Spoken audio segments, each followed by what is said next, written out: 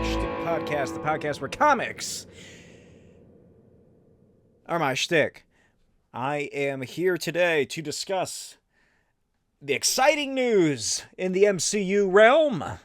Quite a lot has come out this past week, and I have been rejuvenated with life. This Fantastic Four announcement is the happiest I'll ever be in my whole life. Nothing could ever top this, and I'm married. What else has been? Deadpool 3, Rob Liefeld's retiring from Deadpool. They're talking about the new Jurassic movies, and I saw Lisa Frankenstein. I hit my table. I saw Lisa Frankenstein last Friday, opening day. I think we were the only, it was about maybe 10 or so people in the whole theater. It was one of the big ones, too, so it was noticeable.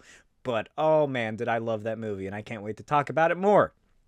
But before we get started, of course, this episode, like all the episodes of Comic Shtick Podcast, until someone decides to sponsor me, I know it's coming, is brought to you by my Patreon, patreon.com/smokiesvideos, and etsy.com, blaketwild.etsy.com, where I sell the physical prints of all my comics, and on Patreon, you can read my comic series Destructo Boy, which is an all-ages, family-fun, crazy sci-fi about a little robot in the far-flung future who fights crime, villainy, and giant monsters, whatever the need should arise to save the day.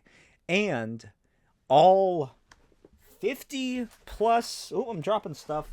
All 50 plus pages of The Custodians. I have completed my serialization and annotations of The Custodians, Agents of Cross, issue number 1. I am working on issue number 2 currently. I'm planning on doing like a little vlog series, I think, just in the process for anybody interested in actually making comics, to provide, I don't know, some sort of inspiration or information regarding how I go about my process. But you can read all these pages for little as $2. That's it. Although I think Patreon adds like an extra tax or some shit on there, so it might be like $2.30 or something, depending on, transactions and transfer rates or whatever the word is I'm looking for. But anyway, you can read all of these completed, colored, lettered, everything created entirely by myself pages on Patreon for as little as $2, and you also get access to early videos, you get access to commentaries and original art and stuff like that, so check it out. Beginning this episode off, I know I for my hardcore comic shtickers, you may have noticed that I missed a week, and I don't know, I think I'm depressed maybe or something. I feel like I'm slowly getting better, but I've been so fucking tired recently that whenever I come home, I just fall asleep for about 2 or 3 hours, and then by the time I get up, it's already like 3 or 4 in the afternoon, and I don't know, I don't feel like doing much, so I'll just sort of sit here and work at my computer on whatever I'm working on, and I won't feel up to actually recording a video like this. You may have also noticed, for fans of the channel in general, that I kind of delayed on what is episodes. And that's because the Spider-Man ones especially, I've started to like to put a lot of effort into those, I should say. Well, I've kind of put an effort since the beginning. It's evolved in terms of what I'm doing in those videos. A lot of sound effects, a lot of voice acting, if you will. And a lot of stuff goes into them. And it's just a lot going on because I do the Ultimate Collections, which are larger than the actual normal volumes. There is that motherfucker again with his stupid goddamn car. God, I hate that guy. If you're watching this, I fucking hate you. Anyway, he finally left. What was I talking about? Oh yeah, I was talking about Ultimate Spider-Man. So, again, I am splitting up the volume into 2 different videos. One is Ultimate Carnage. The other is just like a middle arc, I guess, where it's just a bunch of short little stories, kind of like a breather. So those are going to be 2 videos, and I have another one that is in between those. I've been doing it week after week. It's like how they make South Park, or at least how they did make South Park, where it was like, okay, episode is out, now we got 1 week to complete the next episode.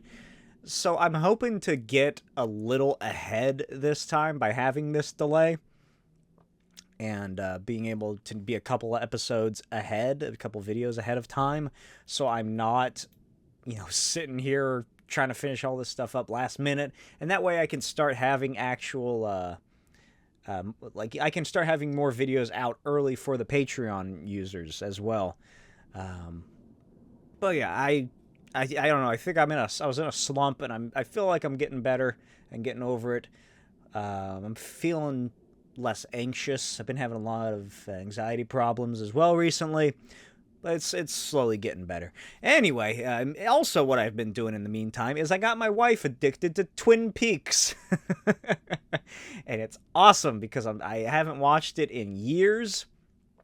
And I have the big box set, the Twin Peaks Z to A, which was apparently a limited release to only like 25,000 copies or something, because I looked it up the other day and saw it was being sold for like $300 and up, and I was like, holy shit, when did that happen?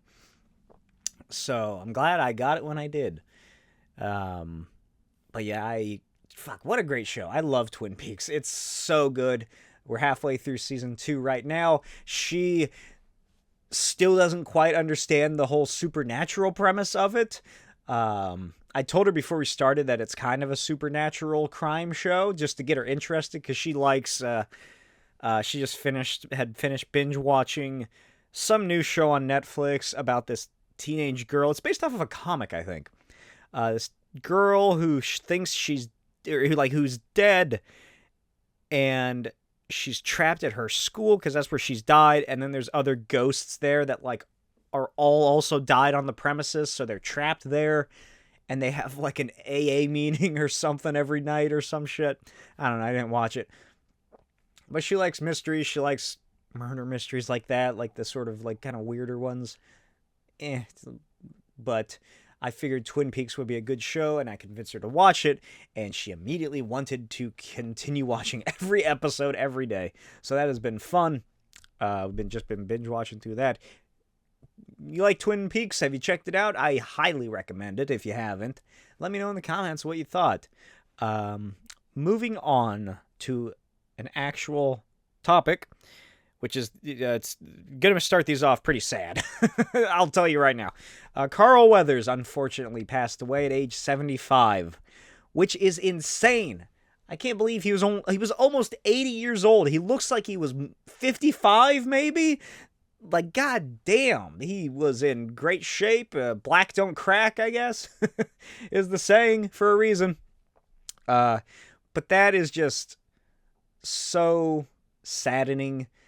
He was doing great stuff. He'd started directing more, I think, in the past couple years or so. I'm not really sure. I haven't followed his career that much. But he's a classic American icon as Carl Weathers, I feel. And now he's a Star Wars icon. He's Grief Karga. He directed several episodes of The Mandalorian and possibly another show. I can't remember. But that was shocking, is when I saw the headline about that. This other thing that I was excited about is there was a rumor going around that prior to his death, Kevin Conroy had recorded dialogue for Batman the Caped Crusader. And I immediately thought the Grey Ghost. He would be playing the Grey Ghost, like how Adam West played the Grey Ghost in the animated series. There would be a new version of the Grey Ghost in the upcoming Batman Caped Crusader animated series. And they would get Kevin Conroy to do that. That makes sense to me. It was a torch bearing. Is that the right way to say it? To the new Batman characters. Adam West to Kevin Conroy to whoever the new guy is. But unfortunately not. I also saw people theorize that it could be Thomas Wayne, but if I remember correctly, they came out and said that no, unfortunately, that did not happen. However, he did apparently voice the animated series Batman for the Justice League Crisis on Infinite Earths Part 3. So that will seemingly be his final role as Batman. Posthumously released probably about 2 years after his death. So Everybody upset about the Suicide Squad game being his last one. You get a cameo in Justice League, Crisis on Infinite Earths animated movie, Part 3. I still haven't checked out that Suicide Squad game. Seems fine. I don't care. It's weird that the way they introduce a Justice League in a modern video game is by the Suicide Squad killing them. Kind of comes up with the same problem that arose from the Suicide Squad film from 2016, where they're like, we need a team to stop Superman. Let's get Harley Quinn, a gymnast, a Crocodile Man who's about 6'5", a guy who's good at boomerangs, and who else was in that group? A literal demon. The only one that could do anything. Oh no, there were 2 demons. There's Enchantress too, but she wasn't really part of the Suicide Squad, I don't think. El Diablo was. Anyway, same problem there. Why? But if you want that problem to be fixed in Suicide Squad 2016 and you want a whole hour of that film to be cut, check out my fan edit called Task Force X, One Team, One Mission. The videos on my channel, the trailers for it, and you can find the link to the website that graciously accepted hosting abilities for my fan edit, and I think it is a much better film. People seem to agree in the comments. Anyway, Super Bowl happened. I didn't give a shit. My wife and I watched Twin Peaks all day. That's how I spent my Super Bowl Sunday. And then the Monday afterward, I watched clips of the SpongeBob and Patrick Nickelodeon version. I was like, wow, I should have watched this. But with the Super Bowl means that trailers were released. So here's the first trailer. I've tried to sort of categorize all this stuff into separate, similar areas of this episode. So I'm going to talk about some just general movies and then move into like comic book related stuff later. All right, Twisters. Ooh, there's 2. There's 2 Twisters. I bet the trailer, or the poster, I bet there's going to be a poster that says Twister. No, wait, that doesn't make sense, because it would have to be Twister 2. Never mind. I was going to say, it says Twister. Oh, well, I guess they could do the S with the tornado tail coming down. Just make it, like, slanted like an S. Is that a thing they already did? Maybe it is. Anyway, Twisters. I don't know what that movie's about, because there's no white mat with multicolored circles on it. So what the fuck? But really, I hate Twister. I don't think it's a good movie. I don't understand people's enjoyment of it. I've seen it once, a couple years ago. I watched it with my wife and her brother. They really liked it. They watched it as kids. Maybe it's a thing where you had to watch it as a kid to like it, and it's just that nostalgia, I guess, because she also loves The Goonies, and I fucking hate that movie. And I only watched it for the first time about 2 years ago. It was after we had gone to the courthouse, gotten married, because we did that. We got married at the courthouse before the actual wedding, just to get that over with. And then the people that we brought as witnesses, we all went out to dinner, got a little tipsy, and decided to go watch Goonies because it was playing at our local theater. And that was the first and only time I've ever seen Goonies. And I think it's a bad movie. Because it is. Anyway, Twister. Twister, who gives a shit? It's a monster movie where the monster is a fucking tornado. What? Why is it popular? And God, I don't even know. I didn't saw it. I never sought this trailer out, by the way. I knew it released. I saw the posts about it. I saw the poster for it. I wasn't planning on watching it.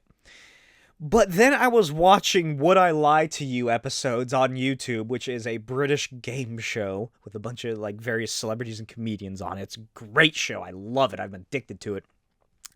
And the Twisters trailer came on as an advertisement. So I was just like, fuck, I guess I'll watch the Twisters trailer. I wish that Glenn Powell would be in better films. I really like Glenn Powell. I love his face. I think he has a great expressive acting ability. I loved him in Scream Queens.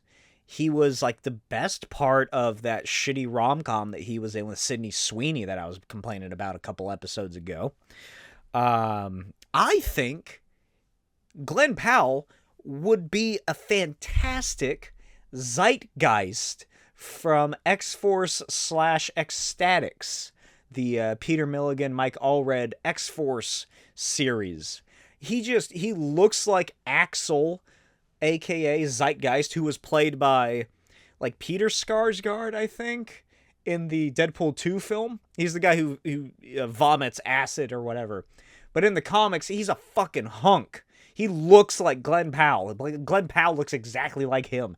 And I wish that Disney Plus would have the cojones to make a reality show-esque Keeping Up with the Kardashians X-Force series based on the Mike Allred, Peter Milligan run with Glenn Powell as Zeitgeist. It would be perfect. I could die happy. It would be the happiest day of my life.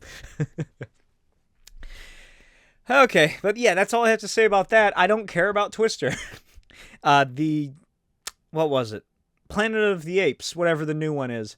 I didn't watch that one either. I don't really know if I'm going to watch it in theaters. I have only seen the original Planet of the Apes film. I'm aware of what happened to that franchise afterward. I'm aware of the Tim Burton film, and I know of the trilogy from the past 10 years. But I haven't watched any of them. And this new film, although the apes can talk, and that does interest me, I don't think I'm going to bother actually going to the theater to see it. I don't know. I feel like I've already seen this movie with the original, even though this one is seemingly, I don't know, based on the trailer, I saw a woman that looked like Nova from the original film, who's, the wild people. So I don't know if a space shuttle is actually coming back in this one yet, or they're probably going to wait until, having not seen the trailer for the new Planet of the Apes, this is my idea of what's going to happen, because obviously they're going to try and make a trilogy. It's going to be this one, where it's going to be lowly humans and ape people who can talk. And they have a fiefdom, and they're kings and queens, and they're wearing little ape-sized crowns. In the second one, the spaceship from the earlier film that was as like a little Easter egg in one of the James Franco film or whatever, is going to come back.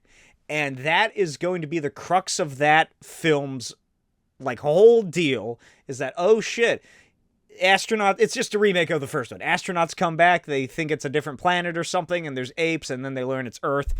And then the third film is going to be the climactic finale where they discover, I don't know, they'll bring back the underground nuke cult, I guess, and it'll be a big climax, and the world will be destroyed. The Planet of the Apes will be over until the next 15 years when they make another one. That is my guarantee to you, the American public. Anyway, Sony has apparently won a high-stakes auction for the 28 Years Later sequel. As I mentioned previously in an episode, it is returning to the project are Danny Boyle and Alex Garland, who are back to direct and write, respectively. And Cillian Murphy is apparently going to executive produce. So 28 years later, I could see him appearing in a cameo. But there's just so much that could have happened in that universe in 28 fucking years. How close, here's the thing, how close is it going to resemble the sort of dystopian fascistic rule that we see in The Last of Us? Because that's a fairly similar trajectory, I feel, for an outcome. Because in 28 days later, we see the military, they have that little outpost, and it's only 28 days later. It's barely a month. 28 weeks later, it's almost half a year or so. A little over half a year. And they were able to cleanse London or something. It's been a while since I've seen that one. they're able to cleanse London or whatever, and they've set up like a safety zone, and they're trying to repopulate the islands, and then things go bad, and I can't remember how it ends. So what do they do to up the stakes, I guess, is what I'm asking. Like, where do you go from there? Do you return society to a understandably normal and contemporary status? Or do you go full-flung Children of Men / The Last of Us dystopia where another outbreak occurs, but this time it's a shittier city to have to, like, deal with? You know, you're not just dealing with the zombies, you're dealing with this totalitarian government and an underground of rebels, I'd imagine. I don't... Oh my god. Is it going to be... Oh god. Because the first one, 28 days later, there are the animal rights activists. They free the monkey who's infected, and then it bites one of them, and then that's where the rage virus comes from. 28 days later, blah, blah, blah. It's an outcome from that.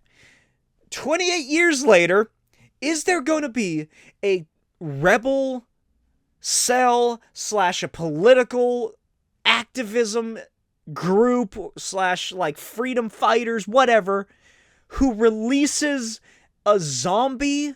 Like, oh, this is one of the few remaining zombies in existence, or whatever they call them. They decide to call them. This is one of the Ragers. And they release it, or something, like they have it captured, and then it gets out? Or is it going to be like the military's doing more experiments on the Ragers? And then it gets loose in this new hellish land? Oh, that's what it's going to be, isn't it? I don't know how I feel about that. Is that good? I don't think so, because I came up with it. And I wasn't too happy about it. Oh, God. I don't know what to expect from this film. But a new film coming out is Beetlejuice 2. Releases September 4th, 2024. And I think it's going to be stylized as B-Tool Juice. Like Trethren from a couple weeks ago. Tron 3, which was stylized as TR3N. I think Beetlejuice 2 is going to be B-E-E, the number 2, L-E, Juice. B-Tool Juice. I have nothing to say about this. No trailer, there's very little set photos, behind the scenes stuff. Jenna Ortega, I think, is going to be in it. Winona Ryder, I think, is going to be in it as well. Michael Keaton, I'd imagine. But yeah, all I've shown really is the poster.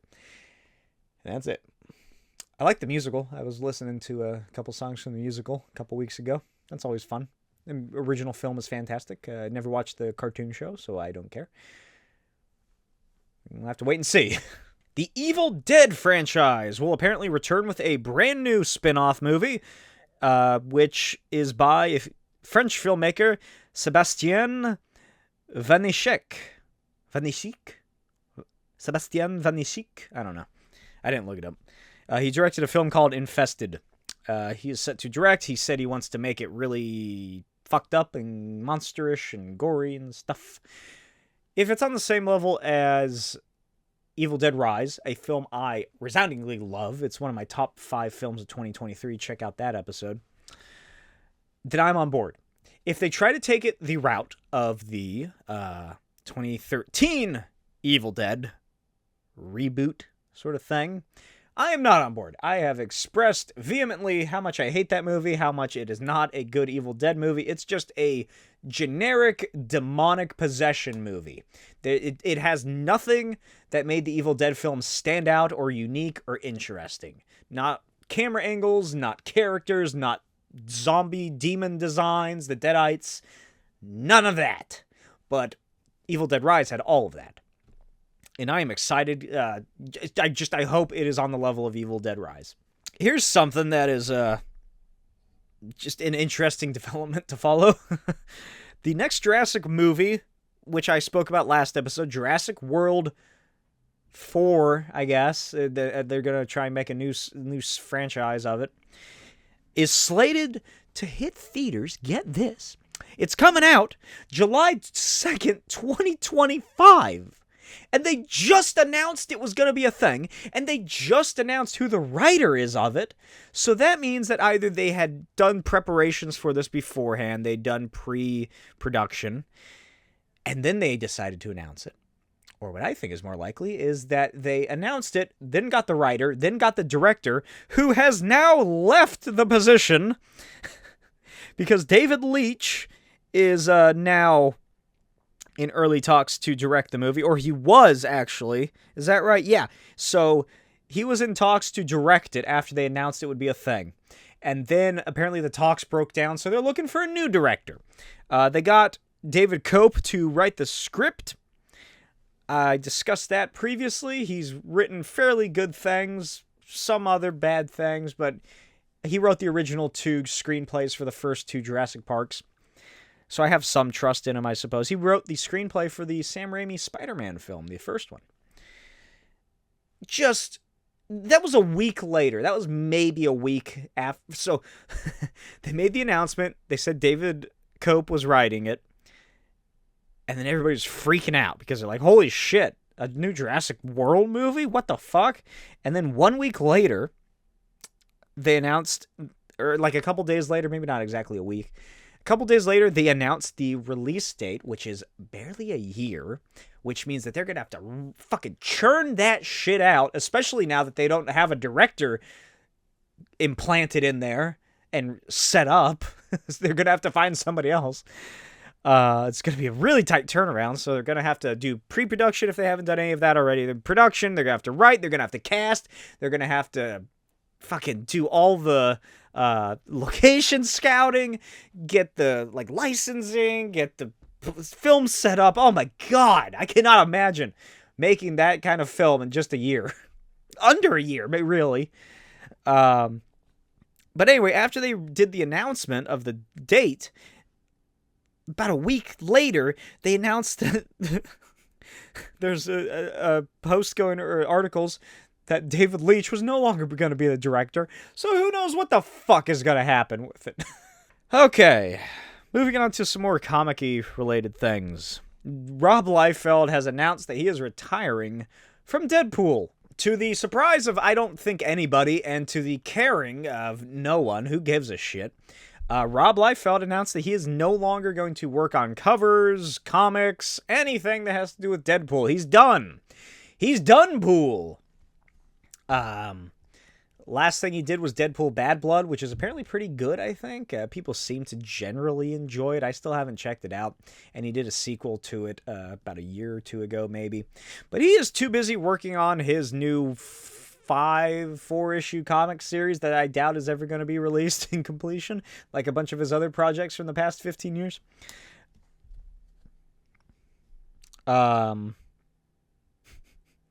I don't know. I don't know what to say. Like I sort of said, no, who cares?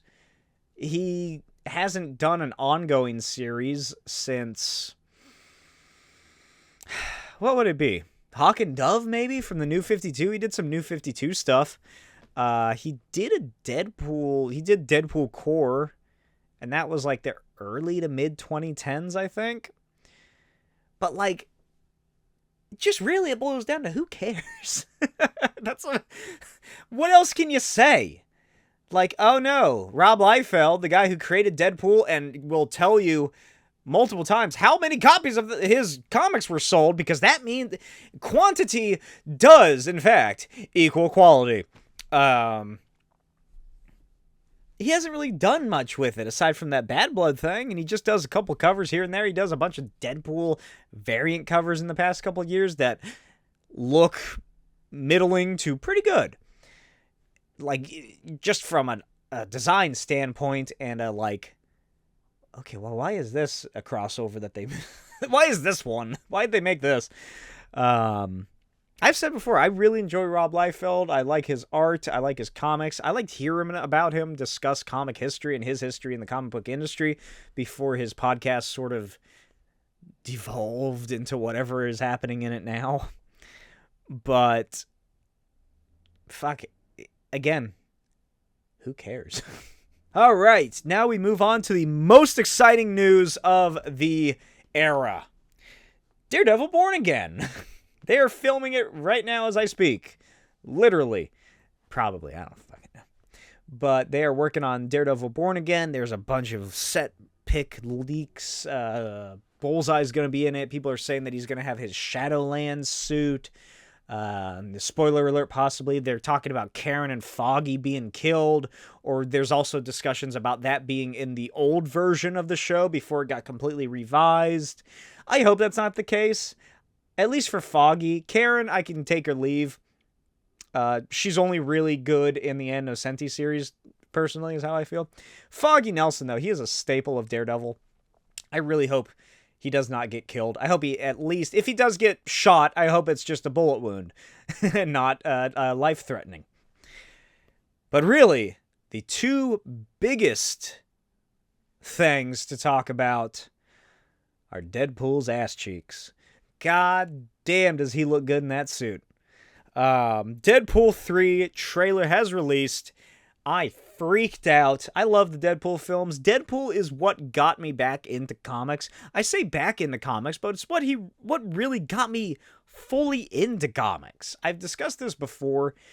I never read comics as a kid, aside from like newspaper strips or the couple like comics that would be included with like action figures, because I didn't know where to get them. And really, that's about it. Pretty much it. I don't know.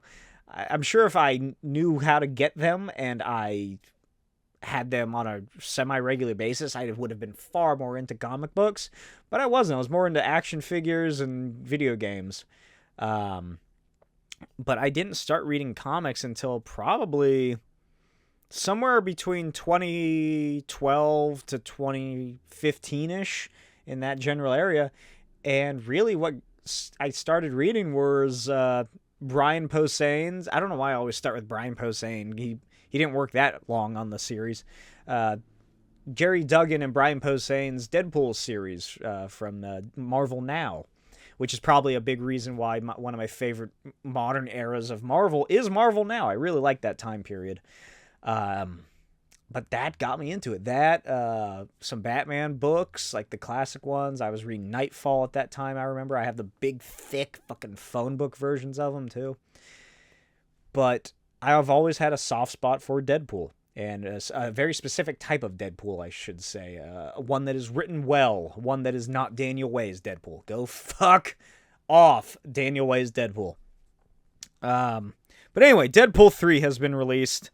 Nope, the Deadpool 3 trailer has been released, and it seems to be the TVA is seeking Deadpool's help. People are saying that the villain of this film is either an evil Deadpool or one that I'm far more excited to see happen, hopefully, Cassandra Nova, the villainess from Grant Morrison's fantastic New X-Men run, who was an evil twin of Charles Xavier, who Xavier, spoiler alert, killed in the womb, and then her dark psionic energies manifested itself into another being and called itself Cassandra Nova.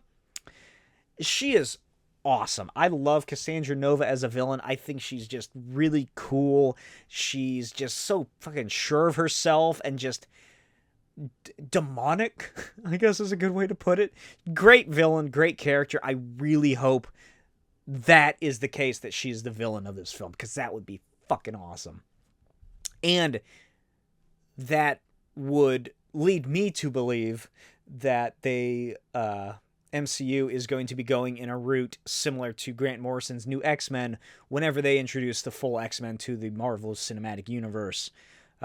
Focusing a lot more on the school aspect of it and the lives of these mutants and these children who live on the premises, and their angst and their struggles and how they feel, how the world feels about them. I still haven't finished Loki season 2. I know. But is that what the TVA look like at the end of it? Do we see the TVA at the end of Loki season 2? I don't think we do, based on the confusion I've seen on comments online. But I just assume that since, spoiler alert, I do know how it ends, Loki takes over the TVA, or he's the one above all or whatever, like he takes that position, I guess. I guess that's like the red armored sort of like stormtrooper looking TVA agents. That's just what they look like in Loki's version of the TVA. They look fucking sick. It's awesome. Can't wait to see it. But I just, that's interesting to see what changes are sort of occurring. It seems to be fairly similar in terms of design, the TVA base. But I'm interested to see like what little bits and bobs are maybe different here and there. I cannot imagine. Oh my god. Imagine how many fucking cameos we're going to be getting while Deadpool gets a tour through the TVA offices. Like, he has the whole... He's probably going to have to, get bagged and tagged or whatever. And he's going to meet the Thing, played by Michael Chiklis. He's going to meet Howard the Duck, but it's the puppet version from the George Lucas film. He's going to meet Dupe, I hope.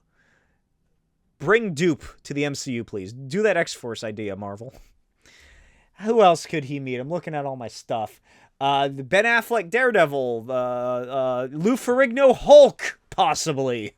Just, oh my god, it's going to be endless, and I can't wait. Because unlike a lot of people, it seems, I love this stuff. It's so cool. Just stop and think about how cool this is, that stuff like this is being made. So I do think that it is going to be a multiversal threat, is the premise of this. And I've said it before quite a while ago when I was talking about the rumors of Taylor Swift being in the film and how I think she's playing Lady Deadpool, is that I think that this is going to be like a sort of soft introduction / adaptation of the Deadpool core. Leaked set photos, spoiler alert, we saw another Deadpool whose face is perfectly fine, and he has a beard and long hair and a ponytail. And people are saying, oh, maybe that's the MCU version of Deadpool. And he has like a different suit. It looks more plastic, honestly. It's an odd design. It's very weird and different compared to the regular one. It's not all leathery. It's more armored, I suppose, is a good word for it. But people are saying like, oh, that's a different Deadpool. He kind of looks like the Champion is who I thought it was at first. The Champion is a character created by the Grandmaster, I believe, who is a giant hulking blue guy who has long hair, a ponytail, sometimes a beard, but he decides to dress like Deadpool and hang out with the Deadpool core during their series. But just like in Deadpool 2, where we got sort of like a soft adaptation of X-Force, I feel like they're probably going to do a soft adaptation of Deadpool core. Hopefully they don't kill them all off at all, or if not as quickly as they did X-Force. But that's where I think that Deadpool 3 is going. And finally, oh my god, I'm releasing this the day of the release. An announcement that Fantastic Four is directed by Matt Shakman, with Pedro Pascal as Reed Richards, Vanessa Kirby as Sue Storm, Eben Moss Backrack, I don't know, I've never heard his name pronounced, as Ben Grimm, aka The Thing, and Joseph Quinn as Johnny Storm are the MCU's Fantastic Four. And holy shit, it's released July 25th, 2025. I am so excited. Oh my god, I was flipping out. I love that poster. I'm just going to bring up the poster again just because I want to look at it. I just want to see it. It's just so cool, this Valentine's Day poster. Wow, look how bright that is. This Valentine's Day poster is just so fantastic. I want this. Disney, sell this poster, and I will buy it. And I love the logo. I really hope that this retro-style Fantastic Four logo, I hope that stays how it looks in the final release. Because we've seen it happen plenty of times before. Thor Ragnarok is the biggest example I can think of, where when it was initially announced, the logo was like, it was like cindery rock and brimstone and flame eternal rising from the ruptures and cracks of the very rock itself. And then once it was released, it's like, oh, disco! So I really hope that this Fantastic Four logo, this retro 60s inspired Fantastic Four logo, is the one that they keep. And yes, I did make the post where I thought that post, or the magazine that he was reading, says 1973, because it looks like it says 1973. I know that it's a Life magazine that it's supposed to take place, or that it's supposed to emulate. Obviously, it's the red box with the big white letters, but it doesn't look like that. It looks like it says 1973. And I was like, well, that's a weird year to put. Why would it be 1973? This is clearly 60s inspired, but early 70s is pretty much the 60s. And then I was looking into it further. I need a little tinfoil hat. I was looking into it further, and 1973 was when Skylab, the first U.S. space station, launched into Earth's orbit. May 14th, 1973, the 3 successive crews of visiting astronauts carried out investigations on the human body's adaptation to the space environment. So I was like, oh my god, that is perfect! What a more perfect setting to have the Fantastic Four in would be that. But apparently I was wrong. It's a 1963 Life magazine poster or cover showing Lyndon Baines Johnson, that rugged old chum that everybody loves. Hey, LBJ, how many kids have you killed today? So I was wrong. I admit it.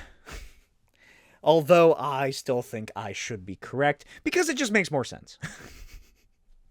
It's like how I was wrong about Kang being taking Doctor Doom's place in Secret Wars. Although, that's 100% what they were gonna do, right? Before Jonathan Majors was revealed to be an abusive piece of shit. Like, it was definitely gonna be Kang. I was definitely right. And then Jonathan Majors had to hit his girlfriend. And proved me wrong. God damn, he's such a prick.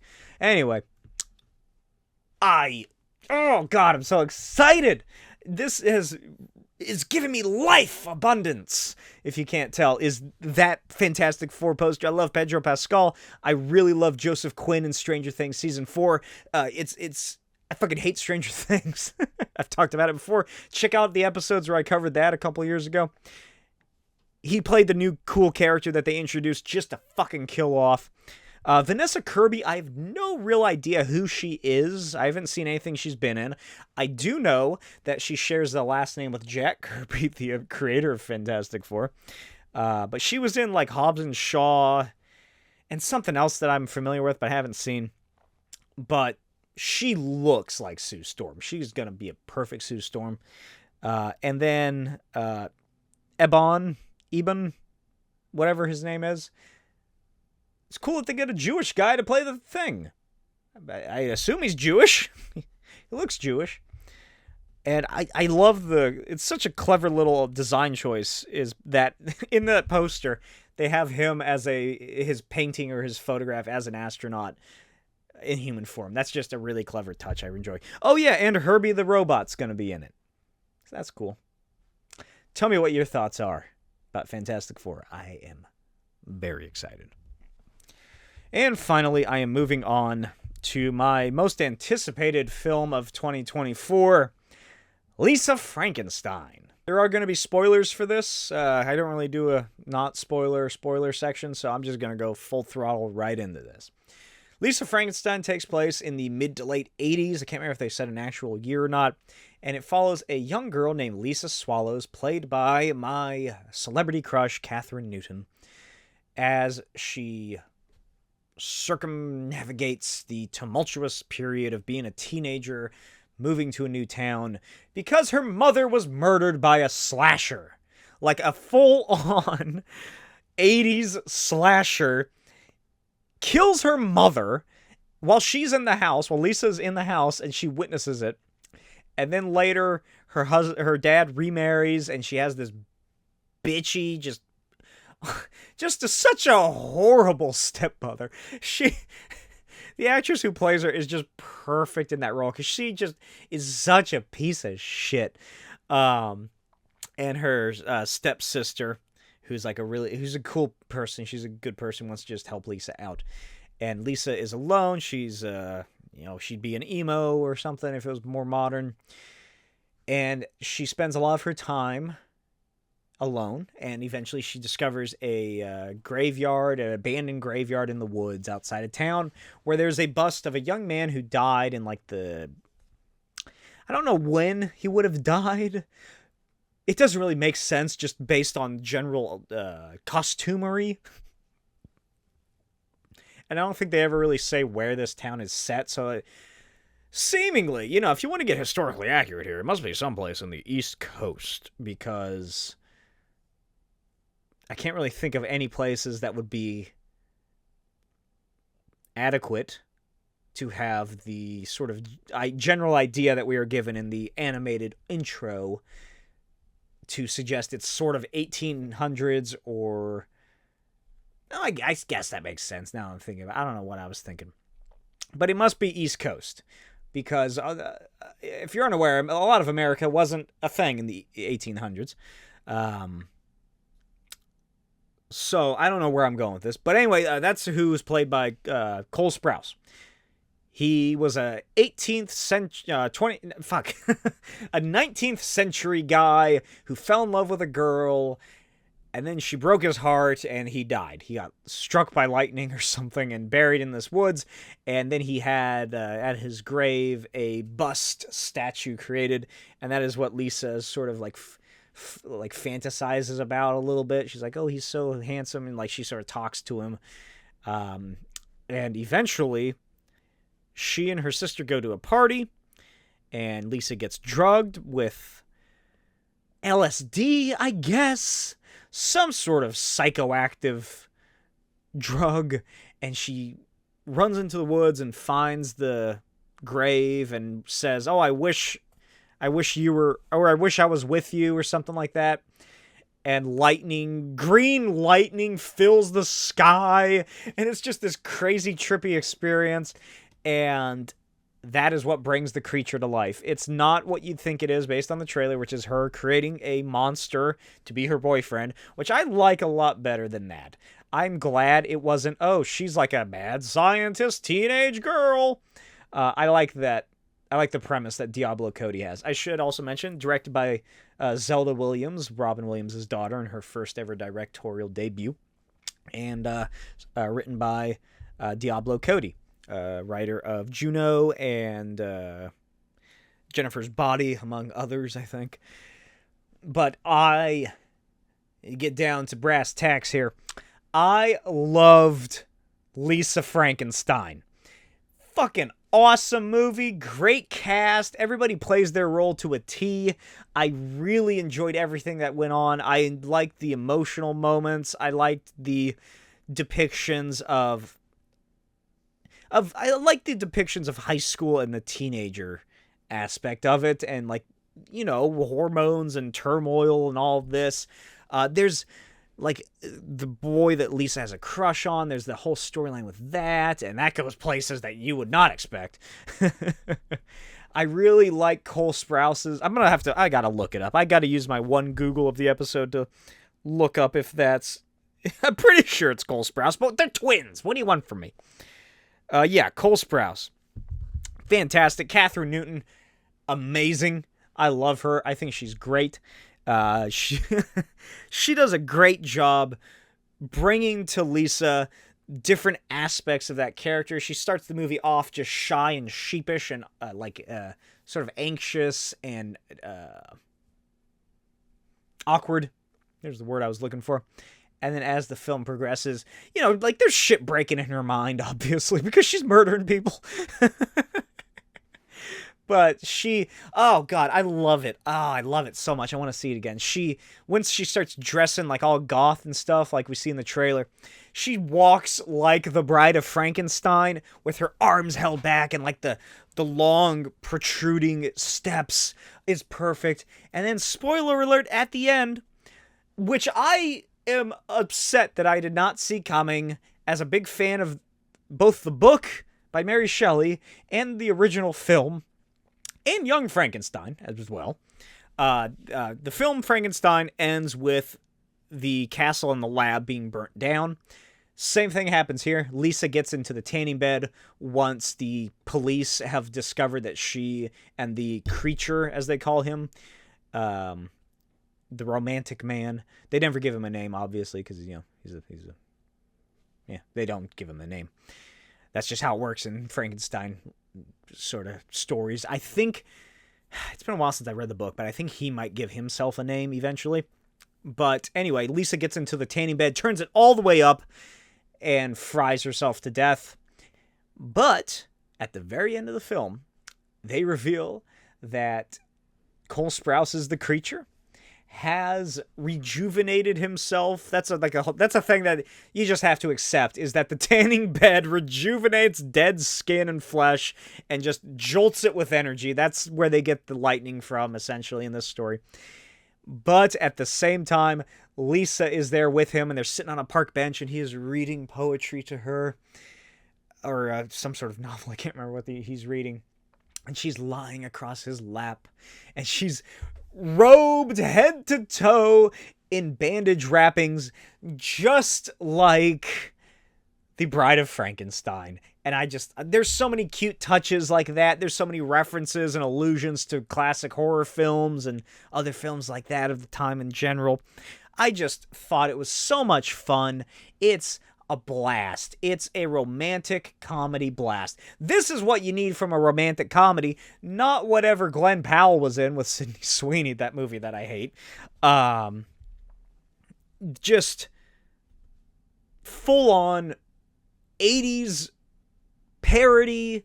It's a satirical story that has a lot of heart to it. It's not... I feel like the problem is that when you say something satirical, especially as a movie, people's minds go to the parody movies from the 2000s, like Epic Movie or something, or Disaster Movie, whatever they're called. But this is far more in line with Young Frankenstein. Once I buy Lisa Frankenstein on Blu-ray, you cannot doubt that I will be having a back-to-back feature in October with Lisa Frankenstein and Young Frankenstein. That's a blast waiting to happen. I highly recommend you check it out. If you're on the fence at all, just go see it. What's the problem? It is a quick movie. It's like an hour and a half. Hour and 40 minutes maybe. And 10 minutes of that's probably going to be credits, so it's an hour and a half. It's a quick movie. It goes fast. It's a great ride. I loved everything about it. I can't say enough about it. I really want to go see it again. And I've been waiting for this movie to come out for, it feels like years at this point. I've been so excited. And it honestly shouldn't be surprising if you've been following along, every time I bring this movie up, how much I loved it. I made a influenced, parody trailer of the Lisa Frankenstein trailer, or how do I say this? I made a Lisa Frankenstein inspired trailer of Little Shop of Horrors, which is also a fairly similar story being told, because I was so excited for this movie. I was just watching the trailer on repeat every time, and I love the Kim Petras song. Can't remember what it's called, but I don't think it's in the actual movie. They do actually have a lot of proper 80s songs in this film, and it's so good. I want to watch it again. I loved it. 10 out of 10. Severed hands and other things. Oh man, highly recommend, especially for Valentine's Day. Go check it out. And that brings me to the end of my episode this week of the Comic Shtick Podcast. Let me know what you thought why do I keep saying that? Let me know what you thought in the comments below. What are your thoughts on Twin Peaks? Remember I talked about that? 28 years later, where do you think that's gonna go? Deadpool, Beetlejuice, Jurassic World, Fantastic Four, Daredevil. We got so much stuff we're talking about. Let me know in the comments what your thoughts are, and I will see you next time. As always, check out my Patreon and Etsy for stuff on there, and I'll see you next week for for more comic sticky goodness. I really got to start getting more comics into this. I just haven't had enough time to read any. Bye.